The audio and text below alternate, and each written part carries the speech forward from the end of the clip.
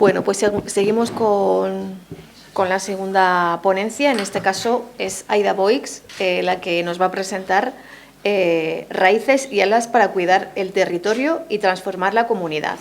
Aida Boix es especialista en arte contemporáneo, aunque ha trabajado en el MACBA y en los museos vaticanos. Recientemente ha asumido el cargo de directora del Museo Terra de la Fundación Carulla, donde impulsa un modelo de museo vivo, participativo, que cuida el territorio y promueve la transformación social a través del arte, el patrimonio y la educación cultural.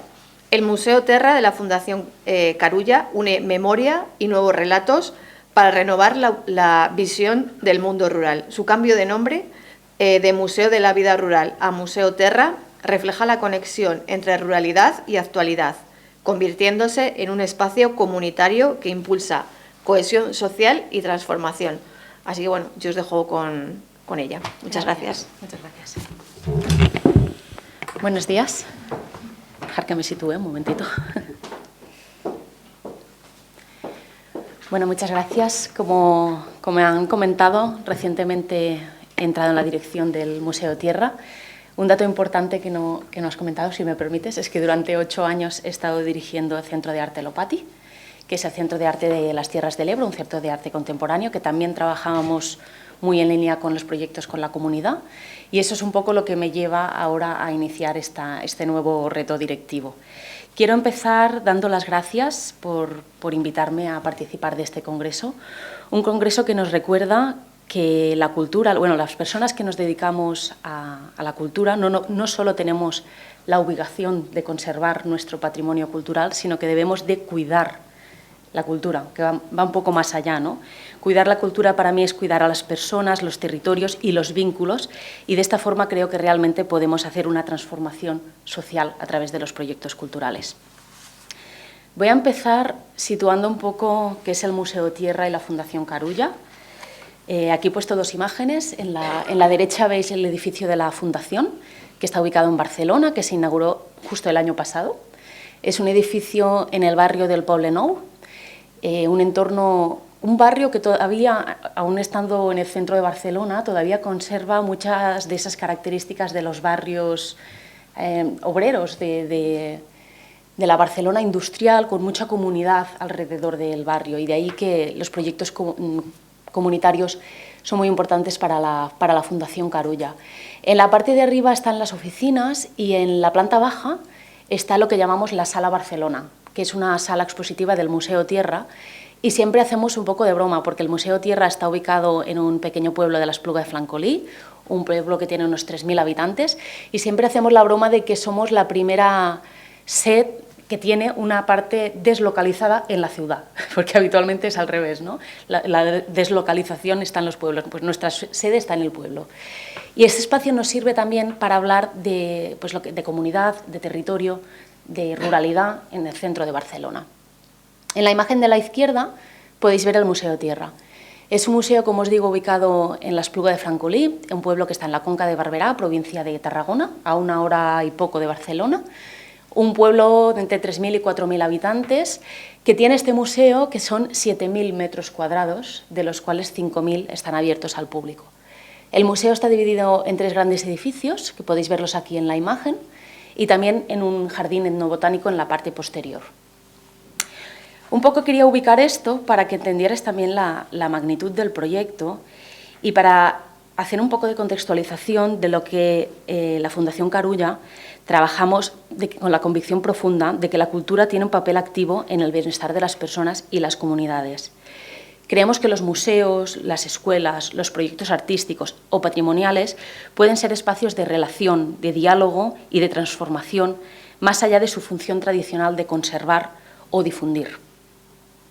Nuestra misión es clara: poner la cultura al servicio de la transformación social y la cohesión comunitaria.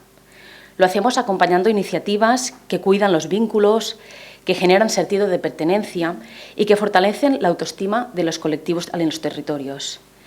Entendemos la cultura como una forma de cuidado compartido, cuidar de las personas, cuidar de los lugares y cuidar de los relatos que nos explican como comunidad. Y este compromiso, esa manera de entender la cultura como un motor de cambio, se expresa de una forma muy concreta en el proyecto del Museo Tierra. El Museo en Tierra encarna los valores de la Fundación, el arraigo al territorio, la escucha activa de la comunidad y la voluntad de transformar la cultura.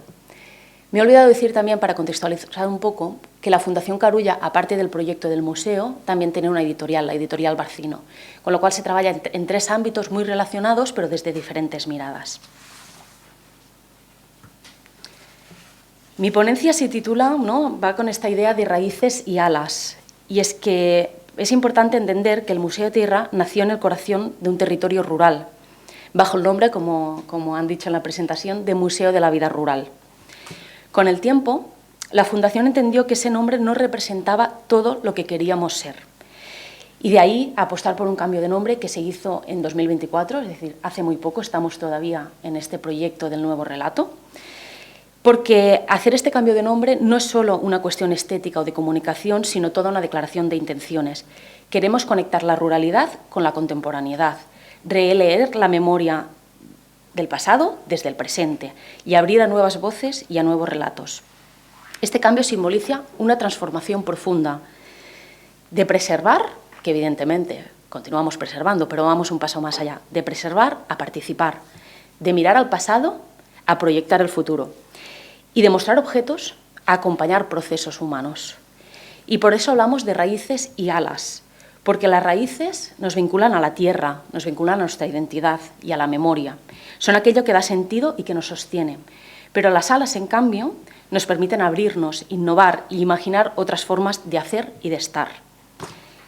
Creo que solo cuando un museo logra el equilibrio entre estas 2 dimensiones, arraigo y apertura, puede cuidar el territorio y puede transformar su comunidad.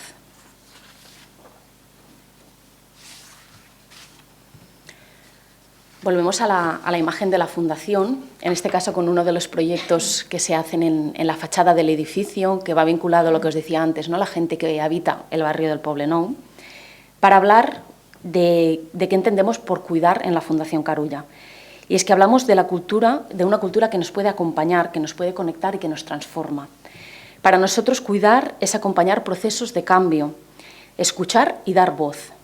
Quiero poner el matiz en eso, porque muchas veces hablamos de escuchar a la comunidad, pero también debemos dar voz a la comunidad. Damos por sentado muchas veces lo que la comunidad espera de un museo, de una institución. Pero me gusta poner estas 2 palabras una al lado de la otra, escuchar y dar voz. Es entender la transformación como algo lento. Esto también me parece muy importante. Los procesos tienen su propio ritmo, la comunidad tiene su propio ritmo. Y muchas veces intentamos acelerar estos procesos y no somos conscientes que este ritmo forma parte del transcurso del proyecto. Por lo tanto, entender que la transformación es algo lento, comunitario y sostenible, también sostenible en el tiempo, ¿no?, en esta idea de los procesos lentos, donde las personas y los territorios son los protagonistas. En este sentido, los museos, y en concreto el Museo Tierra, tienen un papel fundamental. Son espacios vivos donde el conocimiento y la memoria se ponen al servicio de la comunidad. Cuidar, en definitiva, es tejer vínculos, es fomentar la creatividad y generar oportunidades colectivas. Es una manera de estar en el mundo desde la cultura, con las personas, los ecosistemas y los lugares que habitamos en el centro. Y aquí he puesto un poco estas palabras que resumen lo que os acabo de contar, ¿no? Cuidar para nosotros es transformar, dar voz, acompañar en procesos de cambio, transformación lenta, comunitaria y sostenible, tejer vínculos, fomentar la creatividad, escuchar y conectar. ¿Cómo hacemos todo esto? A través del Museo Tierra. Bueno, os he puesto esta imagen donde podéis ver el pueblo de la Espluga de Francolí. El museo está justo aquí. Ay, no puedo señalar. Bueno, está allí en la esquina y este es el pueblo, y creía que esta imagen era importante para entender también la importancia del entorno que nos rodea. Como veis, estamos en un paisaje natural privilegiado. Y aquí en la parte de arriba se ha puesto el que es el eslogan del Museu Terra, que es: para saber a dónde vamos, hay que saber de dónde venimos. Y ahí está esta parte de lo que hablábamos antes de las raíces en el mundo rural. El Museo Tierra está trabajando actualmente para dar esa transformación que implica el cambio de nombre. Pero al mismo tiempo tenemos muy claro que no se puede perder la esencia. Esto es uno de nuestros grandes retos en este momento. Como he explicado, el Museo Tierra nació bajo el nombre de Museo de la Vida Rural, profundamente vinculado a la tradición y a la memoria del mundo campesino, y durante años se dedicó a preservar ese legado y a explicar la vida y los oficios de la tierra. Ahora, con el cambio de nombre, la tierra tiene un nuevo enfoque. Se convierte en un espacio de relación, de interdependencia y de cuidado mutuo. Esa reflexión nos ha llevado a hacer un anteproyecto del nuevo relato del museo, que es lo que ahora mismo estamos trabajando, que si todo va bien podremos presentar a inicios del 2026, pero que sí que os he hecho como un pequeño resumen para que podáis entender en qué estamos trabajando ahora mismo y qué implica un cambio de nombre de un museo. Un cambio de nombre es algo, yo siempre le digo a la gente del museo, estamos seguramente ante uno de los momentos más apasionantes del museo, porque tener la oportunidad de cambiar el nombre de un museo y el relato de un museo es una cosa que pasa muy pocas veces en una institución, ¿no? Y de repente ponerlo todo encima de la mesa y cuestionarlo absolutamente todo para ver qué es aquello de lo que nos cuestionamos que realmente funciona y debe continuar y qué es aquello que debemos de repensar. Estamos justo en este punto. Como os digo, ya no se trata solo de hablar de lo rural, sino de ir un poco más allá, de entender la tierra no únicamente como un territorio agrícola, sino como el suelo que nos alimenta, como el paisaje cultural que hemos construido colectivamente y como planeta que nos acoge, importante, junto a todo el ecosistema del que formamos parte. Porque en el Museo de la Vida Rural esta parte del ecosistema, más allá del jardín etnobotánico, quedaba un poco desdibujada, ¿no? Por lo tanto, situar las personas en el centro, pero también todo el ecosistema que forma la tierra. Es un proceso de buscar, de repensar cómo explicamos nuestra relación con la tierra, con las personas y con la comunidad desde una mirada contemporánea de la cultura. Los objetivos los tenemos muy claros, ahora debemos ver cómo lo desenvolvemos, pero nuestros objetivos son, por un lado, visibilizar este nuevo enfoque en la exposición permanente, explicar el concepto tierra, como os digo, como el suelo que nos alimenta, el paisaje cultural que construimos y como el planeta que nos acoge, integrar la perspectiva de género y de diversidad en todos los aspectos del relato, crear un relato transversal que incorpore las artes, las nuevas tecnologías y la inteligencia artificial y poner las personas en el centro en coherencia con los valores del museo social, comunitario y demográfico. El Museo Tierra actúa con este cambio de nombre como un laboratorio vivo de participación donde la comunidad es protagonista. Colaboramos con escuelas, con asociaciones, con agricultoras, con familias y con artistas, impulsando proyectos de memoria viva, de creación comunitaria y de diálogo intergeneracional. De esta manera, el museo se reivindica y pretende salir un poco del estigma de la ruralidad, mostrando que lo rural no es solo pasado, sino también es presente, es innovación, es sostenibilidad y es pensamiento crítico. Un espacio donde la cultura inspira y transforma. Yo personalmente vengo también del mundo rural, yo no soy de la Espluga de Francolí, soy del Delta del Ebro, y muchas veces tengo la sensación que cuando hablamos del mundo rural, hablamos de un mundo rural bucólico y estigmatizado. Yo siempre digo la misma frase, pero creo que es muy visual. Mis abuelos vivían en un mundo rural y su ruralidad era real y válida, pero no tiene nada que ver con mi ruralidad. Yo he nacido a 2 horas de Barcelona. Antiguamente 2 horas de la gran ciudad era una distancia que hacían muy pocas veces, porque no eran 2 horas, ¿no? El transporte era mucho más complicado. Hoy en día yo voy a Barcelona a una reunión y puedo volver a dormir a mi casa, ¿no? Hemos cambiado un poco la idea de ruralidad y creo que en algunos espacios, como el Museo de la Vida Rural, todavía siguen un poco anclados en ese pasado rural y no tan en el presente rural. Y por eso la importancia de reivindicar las raíces en el mundo rural, pero también las alas. Hoy queda un poco cortado, no sé por qué. Pero también poner sobre la mesa las alas, la innovación y la transformación social. Si hablamos de las raíces como aquello que nos vincula a la memoria, con la tierra y con la identidad, ahora hablar de las alas es aquello que nos da capacidad de abrirnos, de innovar y de imaginar nuevas formas de hacer y de relacionarnos. En el Museo Tierra, las alas representan nuestra voluntad de transformar la relación entre cultura y comunidad, también en línea de lo que hablábamos de la Fundación Carulla. Durante mucho tiempo Los museos han funcionado como espacios donde se muestra y se explica. Pero hoy necesitamos que sean lugares donde se dialoga, se experimenta y se crea colectivamente. En este proceso, la participación se convierte en una herramienta de transformación real. Cuando las personas se implican, cuando su voz está presente en la programación, en los discursos o en las decisiones, aparece un efecto profundo, importantísimo, que es el sentido de pertinencia. Y algo aún más valioso, la autoestima colectiva. Y llegar a ese punto, si llegamos a ese punto, tenemos el trabajo hecho, ¿no? Ese es uno de los grandes retos que tenemos. Esta dimensión transformadora de la cultura cobra especial relevancia en contextos rurales, donde el museo está arraigado, como decíamos antes, a toda una profunda, importante tradición. Y frente a estos retos, la cultura debe, quería hablaros de los retos a los que nos enfrentamos como museo y también como sociedad, que es la despoblación, uno de los grandes problemas del mundo rural, la pérdida de vínculos, la invisibilidad de los saberes locales, que durante tantos años ha estado un poco menospreciado, o la fragmentación social. Y frente a estos vínculos, la cultura puede y debe actuar. El museo se convierte entonces en un laboratorio de cambio social, en un espacio donde se pueden probar nuevas formas de convivencia, de aprendizaje y de bienestar. Y os he puesto, vamos a ver ahora un vídeo, porque aquí, a partir de este vídeo como ejemplo, es donde las alas cobran todo el sentido. Porque abrir las alas significa abrirse a cambiar, que es lo que estamos haciendo ahora en el museo, ¿no? Pero no solo eso, también acompañar a la comunidad, a la población y a la gente que trabajamos en ese cambio.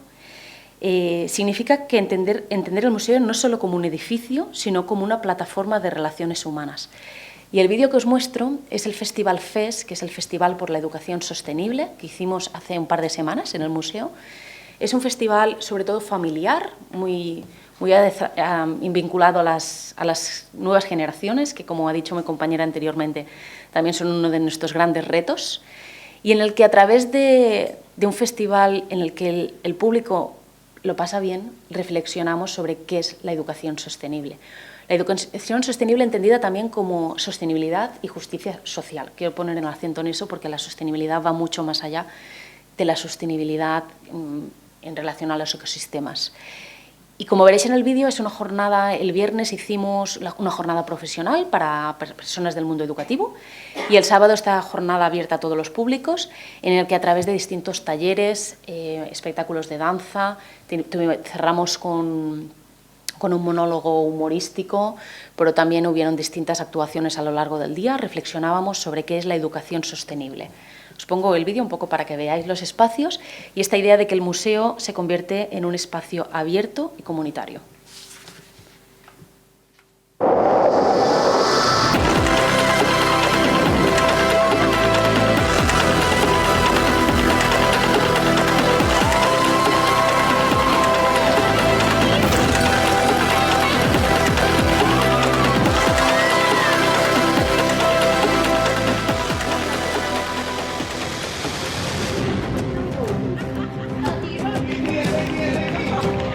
Si aquí ya va a ver.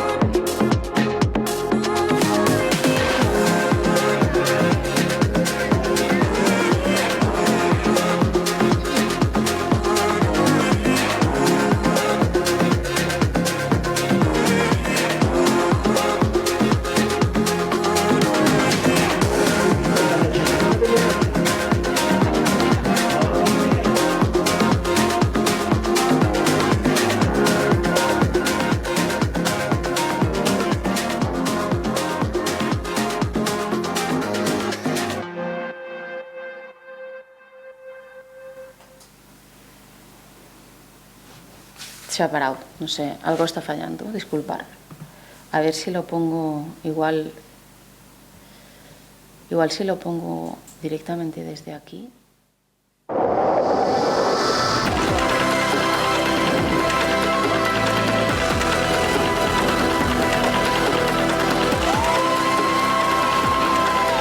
¡Ay, madre!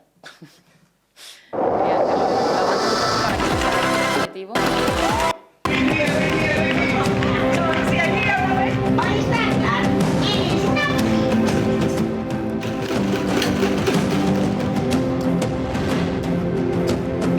Aquí el ritmo es que yo tampoco mejor que se me va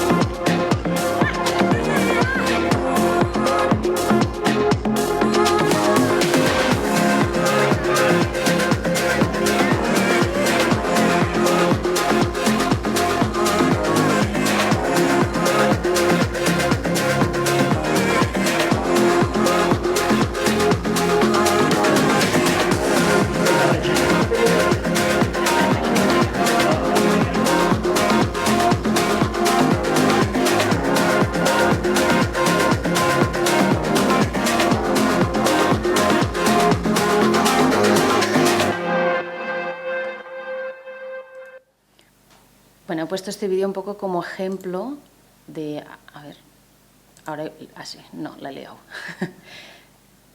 He cerrado sin querer, disculpadme.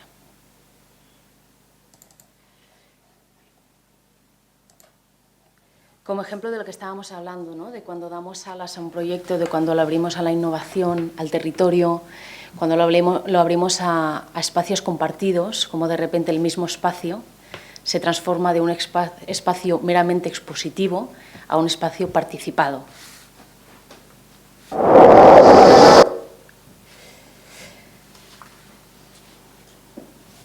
A lo largo de este camino, como os digo, que hemos emprendido con el cambio de nombre, hemos aprendido que cuidar y transformar no son procesos fáciles.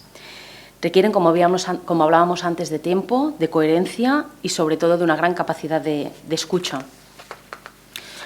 Uno de nuestros grandes retos es la sostenibilidad, porque somos un proyecto muy vinculado a la sostenibilidad en un sentido amplio, entendiendo lo que decía antes también, sostenibilidad como justicia social. Otro desafío es mantener la implicación de la comunidad en el tiempo, y este sí que es un gran desafío, porque muchas veces incentivar la participación comunitaria es relativamente fácil, ¿no? Cuando un proyecto es nuevo, cuando te pasa algo, sobre todo en un entorno rural, donde no hay tantos proyectos diarios, como decía mi compañera anteriormente, ¿no? Donde esos espacios de encontrarse con la comunidad se han ido perdiendo. Cuando de repente aparece un nuevo proyecto es fácil que la gente se volque en él, pero el gran reto es mantener la implicación en el tiempo. La participación, evidentemente, no se decreta, se construye a través de la confianza, de vínculos reales. Y por eso hablamos de transformación lenta y compartida. También seguimos buscando el equilibrio entre tradición e innovación, y eso es una de las grandes cosas que estamos trabajando. Esa idea que decíamos de raíces y alas, ¿no? Todo el entorno rural que el Museo Tierra ha sido, cuando era Museo de la Vida Rural, en su entorno que lo acoge, pero también la innovación de la contemporaneidad, de los discursos contemporáneos, del pensamiento crítico, de las nuevas tecnologías. Preservar el mundo rural y al mismo tiempo lo que decimos, abrirlo a nuevos lenguajes. De estos retos aparecen grandes aprendizajes. Hemos descubierto la fuerza de la escucha activa, de la constancia y del valor de trabajo en red. Y sobre todo hemos confirmado que las alianzas, tanto entre instituciones, entre colectivos locales como con otros museos, son esenciales para la cultura y para generar un impacto real. Creo que eso es algo que también ya tenemos todas como muy claro, ¿no? Estas alianzas, eso también nos invita a que hoy estemos aquí, estas alianzas, escuchar otros proyectos, esto es trabajar conjuntamente con proyectos que igual están pasando en la otra punta de España o en otro territorio europeo, pero que al final compartimos tantas cosas en común. Porque es cierto que la globalización nos ha llevado a compartir muchos de los problemas, lo que hablábamos antes de la despoblación de las zonas rurales. Eso está pasando en todo el mundo, no solo en los pueblos rurales de Cataluña. Pero también al mismo tiempo, a veces pienso que estos territorios rurales todavía conservan aquello que los hace únicos y particulares. Tengo la sensación que en las grandes ciudades es mucho más fácil que todo sea más homogéneo. Yo me acuerdo una anécdota, ¿no? Cuando era pequeña mi madre me hablaba de su viaje a Londres. Ella había ido a Londres de joven, le había impactado. Siempre me decía, la gente viste distinto, las calles no sé quintos, los coches, Cuando yo fui a Londres pensé, la gente viste exactamente igual. Y hemos llegado a ese punto de que todo es muy igual y en los territorios rurales todavía se conservan esas tradiciones únicas y características del lugar. Y eso lo debemos preservar uniéndolo a la contemporaneidad. Y en el fondo cuidar es eso, es construir comunidad desde la confianza, desde la cooperación y desde el respeto a las identidades. Pero también una reflexión importante que quiero poner sobre la mesa, y es que cuidar también es cuidar de nuestros equipos, de los equipos de las personas que trabajamos en proyectos culturales. Cuidar de las buenas prácticas en el mundo artístico, algo que ahora se está trabajando tanto con el Estatuto del Artista y tantos proyectos vinculados a esto, ¿no? Hablamos muchas veces de escuchar a la comunidad, pero también debemos de escuchar al sector artístico y al sector cultural y sobre todo también a las personas que integran las instituciones. Nosotros que ahora estamos empezando este proyecto de cambio de relato, de cambio de nombre, es muy importante que la gente que trabaja en la institución entienda qué es lo que estamos haciendo y por qué lo estamos haciendo. Que no haya ese sentimiento de perder el museo que toda la vida hemos tenido, ¿no? Trabajar, escuchar, acompañar a la comunidad, pero también a la gente del equipo. Y de esta manera mantener el equilibrio y la coherencia interna. Yo he preparado esta ponencia dejando 10 minutitos y voy bien porque estoy hablando de escuchar a la comunidad y me parecía que hablar solo yo no era escuchar a nadie, ¿eh? Con lo cual, si a las personas que organizan les parece bien, había pensado que estos últimos 10 minutos igual poder intercambiar opiniones y abrir un poco al debate. Pero quiero terminar con esta frase. Ay, es que se ha desconfigurado, ¿eh? El puncat va seguido. No sé por qué, algo ha pasado en el PowerPoint. Pero quería terminar hablando que cuidar el territorio al final es cuidar lo que somos. Y lo creo firmemente, ¿no? Yo siempre digo que dar oportunidad al territorio es dar oportunidad a aquellas artistas jóvenes que están empezando, que viven en un entorno rural, pero también es programar a un artista que viene, por ejemplo, de Japón, por decir algo, un artista consolidado. Yo, como os digo, también crecí en un entorno rural, en el Delta del Ebro, y yo me acuerdo que de pequeña yo no tenía la oportunidad de ver exposiciones de artistas con trayectorias consolidadas en mi territorio. Siempre debíamos viajar, en nuestro caso, a Barcelona, que era la ciudad grande de referencia. Y para mí, dar oportunidad al territorio es eso, dar oportunidad a la gente que vive, que habita, pero también dar la oportunidad a que vengan proyectos consolidados, porque eso también abre las miradas y abre nuevos debates. Como os digo, me gustaría, quedan 10 minutitos, me gustaría si podemos... Después habrá una mesa redonda. Pero como yo no estoy, porque tengo que coger el tren, me he inventado estos 10 minutos con vuestro permiso. Porque después no voy a poder compartir igual, gracias, y disculpar mi atrevimiento. ¿Alguien tiene alguna pregunta? Bueno, muchas gracias, me ha encantado, no conocía el Museo Terra y por supuestísimo ya con ganas de ir a visitarlo. Os esperamos. Mira, tenía 2 preguntas, bueno, más bien 3. ¿Por qué está en ese lugar el Museo Terra? La segunda es si puedes hablar un poquito más del jardín etnobotánico que tenéis. Me parece muy interesante porque conozco otros lugares que también tienen un énfasis en el tema de la etnobotánica en un espacio museográfico y luego todos los fondos para hacer esas actividades de dónde vienen. Gracias. Pues mira, la primera pregunta es muy interesante porque evidentemente llama la atención cómo un museo tan grande se ubica en una población tan pequeña, ¿no? Y tiene una raíz también histórica y familiar. Como os digo, el Museo Tierra es de la Fundación Carulla y la familia Carulla son descendientes del pueblo de la Espluga de Francolí. Los abuelos del actual director de la fundación eran de la Espluga de Francolí, y de allí que en la antigua casa familiar empezaran este proyecto del museo, que de hecho voy a recuperar la imagen para que lo podáis ver. Hay una imagen que creo que se ve mejor. Es etnográfico, ¿no? Sí. Sí, este edificio antiguo era la antigua casa familiar de la familia Carulla, allí empieza el Museo de la Vida Rural y después se va ampliando con los otros dos edificios. El que está en el medio más bajito es, en la parte de abajo es una sala expositiva y en la parte de arriba es el auditorio, y después el edificio nuevo, que es donde está la recepción, las oficinas y también las exposiciones temporales. Pero está ubicado en este pueblo por tradición familiar, y allí empieza el proyecto. Después, en la parte de atrás, que aquí no se ve en la imagen, es donde está el jardín etnobotánico. Yo lo cierto es que cuando llegué para hacerme con la dirección del museo, me fascinó la idea de tener un jardín etnobotánico en el propio museo, que va un poco más allá porque también tiene una parte de huerto. Y es una de las cosas que ahora también estamos empezando a trabajar, porque todo lo que hay detrás de la etnografía es realmente fascinante de un jardín. Y por el momento no hemos sido capaces de explicarlo visualmente. Es decir, cuando la gente viene y se le acompaña en una visita por el jardín, puede entender todo lo que hay detrás de ese jardín. Pero cuando la gente va sola, claro, hay muchas mal denominadas malas hierbas, ¿no? Que el motivo por el que no las arrancamos es porque está demostrado que esas malas hierbas ayudan a prevenir plagas en el huerto. En el mundo etnobotánico todo tiene un sentido y una finalidad. Pero es cierto que uno de los retos que tenemos con este cambio de relato es museigrafiar esta parte del jardín para que la gente que visita el museo libremente pueda entender el proceso que hay detrás de todo ese trabajo.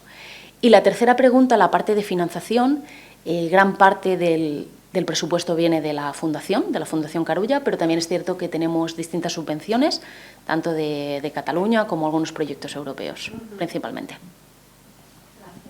A ti. Gracias, buenos días. Os lanzo la pregunta a las dos, aunque Carmen está ahí sentada. Pero tengo la impresión, se la hubiera podido hacer a cualquiera de los participantes en estos días de atrás, pero os la hago a vosotras, ¿no? Tengo la impresión de que estamos viviendo un momento interesante en el que confluyen muchas cosas que animan a pensar a los que nos queremos dedicar a esto de la cultura, ahora que somos todavía jóvenes como yo.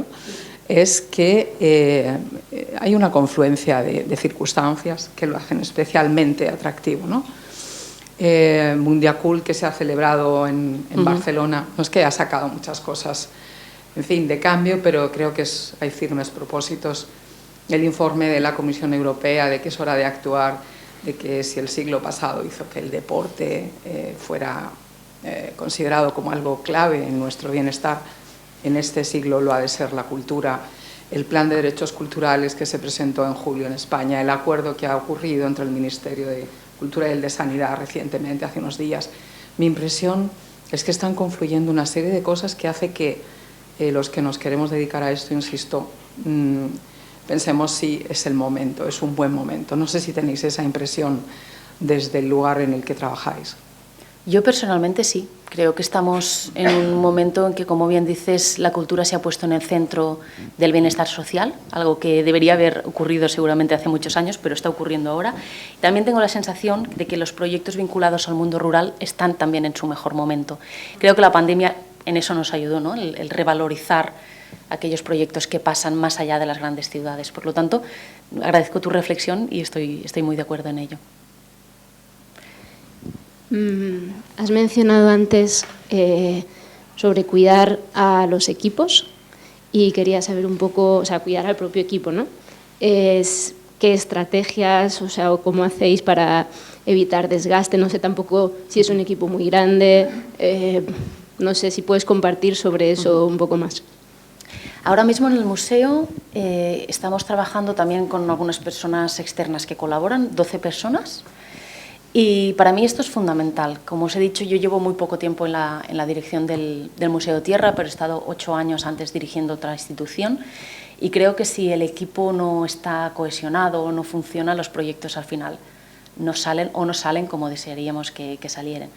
Para mí es muy importante escuchar al equipo, sus necesidades, acompañar, valorizar también su trabajo, visibilizar su trabajo. Muchas veces las direcciones somos la cara visible, pero detrás hay todo un equipo de trabajo sin el cual no haríamos absolutamente nada o no haríamos ni un 10% de lo que se hace.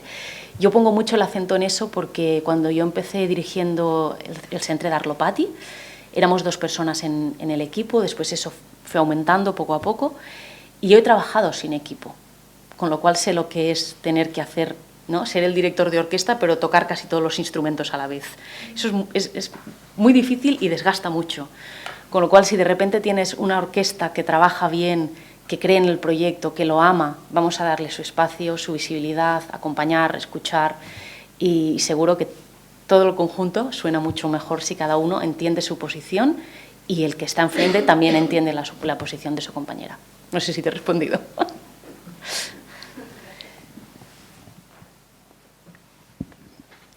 Hola, buenos días. He querido entenderte, o como que lo has mencionado, y si nos podrías concretar un poquito sobre la editorial, que es como la tercera pata, ¿no? Un poco de vuestro proyecto y que, bueno, pues me parece interesante conocer un poquito qué hacéis en ese ámbito. Sí, la editorial Barcino es una de las brancas importantes de la Fundación Carulla.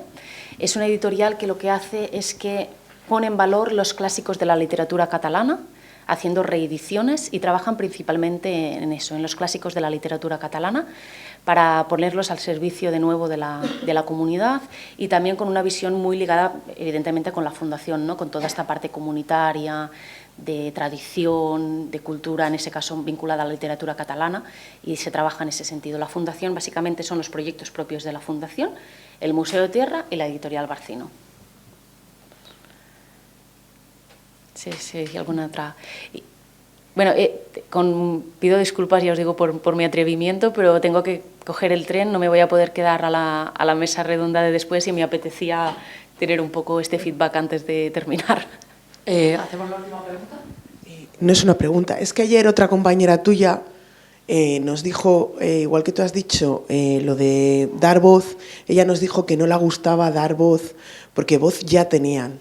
Entonces, yo con las palabras que tú has usado, me pega más la palabra que has usado muchas veces, escucha, visibilidad y dar alas. Te lo comentaba porque ayer la escuché a ella y me pareció también interesante cómo dijo que no dabais voz porque ya tenían. Es más lo otro que explicas tú, escucha, dar alas y visibilidad. No sé si puede ser así. Sí, por supuesto, te lo voy a copiar. Me lo voy a guardar y lo voy a copiar. Es de la chica de ayer. Es verdad, sí. Lo que pasa que muchas veces, sobre todo en territorios, en poblaciones más pequeñas y sobre todo vinculado a las mujeres, ¿no? Antes lo comentabas, han tenido voz, por supuesto, pero han tenido voz en espacios reducidos, en espacios muy íntimos y compartidos, pero no han sido la voz de la comunidad, o si lo han sido, como comentabas, no han pasado la historia esas voces, ¿no? Por lo tanto, cuando digo dar voz, me refiero a eso, a poner la voz en el centro, pero pero me parece muy buena reflexión. Gracias. Tal vez lo que hacéis es darles un altavoz. Correcto, darles un altavoz más que dar voz, correcto. Sí. Bueno, muchas gracias.